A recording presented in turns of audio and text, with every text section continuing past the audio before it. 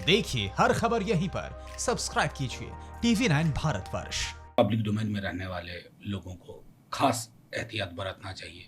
खुद प्रधानमंत्री जी बरत रहे हैं, बाकी तमाम विपक्ष के नेता भी बरत रहे हैं।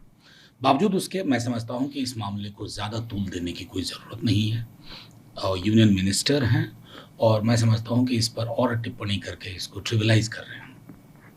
तो इसके महाराष्ट्र के जो है पूर्व सीएम नारायण राणे, उन्होंने आज गवर्नर के साथ मुलाकात की और उन्होंने बोला कि स्टेट में जो है वो प्रेसिडेंट रूल इम्पोज होना चाहिए। कौन सी दुनिया में रह रहे हैं?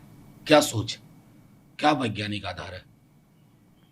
मैं उद्धव जी की पार्टी का नहीं हूं, लेकिन मैं जानता हूं किस प्रकार की उनकी पूरी टीम काम कर रही है। चाहे उनके मिनिस्टर्स हों, खुद संक्रमित होने के बावजूद उनके मिनिस्टर्स एक्टिव रहे हैं थ्रू आउट। और अगर प्रेसिडेंट रूल लगना होगा ना, तो मैं राज्यों की फहरिस्त सौंप दूंगा नारायण राणे जी को। शुरुआत अपने घर से ही कर लें। इसके अलावा सर, आनंद महिंद्रा साहब ने बोला कि लॉकडाउन एक्सटेंशन इकोनॉमिकली बहुत बड़ा डिजास्टर होगा। मेरा कहना है मतलब उन्होंने कोई ऐसी बात नहीं कही है जो बाकी लोग नहीं कह रहे थे, उन्होंने तस्दीक की है। So all of us stand vindicated. हमने क्या कहा था कि जीवन और जीविका के बीच में रास्ता खोलिए। कोरोना से जितने लोग मरेंगे उससे ज़्यादा भुखमरी से मरेंगे, और वो हालात हम देख रहे हैं।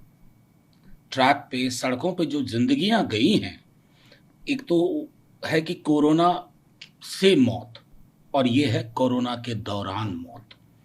इसकी भी कहीं ना कहीं चर्चा हो, और जब चर्चा का विश्लेषण करेंगे तो ये दिखेगा कि अगर लॉकडाउन के बीच में थोड़ा क्वेश्चन ना करें तो अर्थव्यवस्था यूं ही लहलुहान मृत हो जाएगी।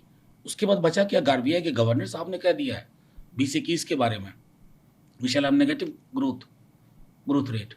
तो ये सारी चीज़ें हाहाकार के लक्षण बता रहे हैं। तो आनंद महिंद्रा साहब ने वही कहा है जो तमाम अर्थशास्त्री, विपक्ष के कई नेता लगातार कह रहे थे। दो चीज़ें सर लाइन है, बट एक ऐसी फैमिली है जो जिसने 50 साल तक यहाँ पर राज किया, और अब जो है वो पैनिक क्रिएट कर रही है इस सिचुएशन में, जबकि पैंडेमिक फैला हुआ है। और उन्होंने ये कहा कि उन लोगों को क्वारंटाइन में रखना चाहिए जब तक कि ये पैंडेमिक खत्म नहीं हो जाता। मुझे दुख इस बात का है कि आप ये सवाल मुझसे पूछ रहे हैं और मुझे प्रतिक्रिया देनी पड़ रही है। ये सांसद है, एक गंभीरता होनी चाहिए। कोई पैनिक नहीं क्रिएट कर रहा है। जो सलाह विपक्ष के लोगों ने या राहुल जी ने या तमाम नेताओं ने दी, कमो बेश आप सरकार उनमें से कई सलाहों को अपना चुकी है। पैनिक के लिए था। अगर मैं कहूं कि हमें हेल्थ इंफ्रास्ट्रक्चर पर अभी और काम करने की जरूरत है, आंकड़े डरा रहे हैं, तो ये पैनिक के लिए कर रहे हैं। एक गंभीरता का अभाव है। और पता नहीं, शायद हो सकता है उनकी तरक्की हो, क्योंकि बीजेपी में इस तरह का करिकुलम वाइटे बड़ा मायने रखता है कि आप सिरफिरा की तरह कुछ भी बोल दें, किसी के बारे में कोई अशोभनीय टिप्पणी कर दें, और शायद हो सकता है आपको बड़ा पद मिल जाए। इस प्रक्रिया को बीजेपी को भी रोकना चाहिए। उनके हक में भी उचित नहीं है कि इस तरह के बैगेज वो अपने पीठ पे लादे रहे।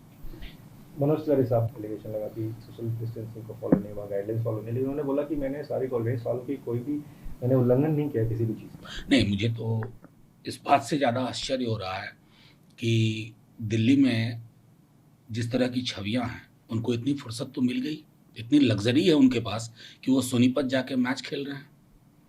तो जाहिर है इट्स अबाउट प्रायोरिटीज़। एक सांसद के रूप में, बीजेपी के अध्यक्ष के रूप में, अगर उनकी प्राथमिकता इस कोरोना के महामारी के काल में क्रिकेट मैच खेलना है, तो मैं क्या कहूँ, इतना ही काफ़ी है।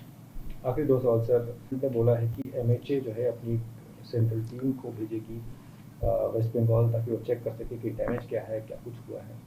देखिए, ये प्रधानमंत्री जी ने ही वहाँ घोषणा कर दी थी, और उसी के मद्देनज़र ये हुआ है। खुद मुख्यमंत्री साहिबा ने कहा है कि 1 लाख करोड़ से ज़्यादा का नुकसान हुआ है, और वो तब उन्होंने जब एक इम्प्रॉम्प्टू एक आकलन किया था।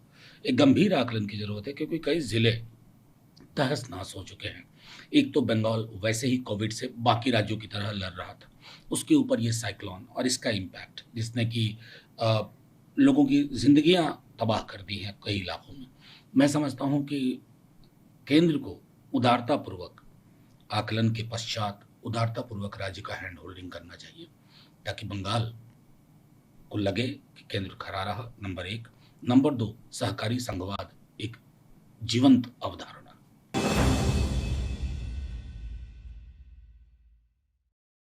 न्यूज टॉप 9 रोज सुबह 7 बजे और शाम 7 बजे सिर्फ TV9 भारतवर्ष पर।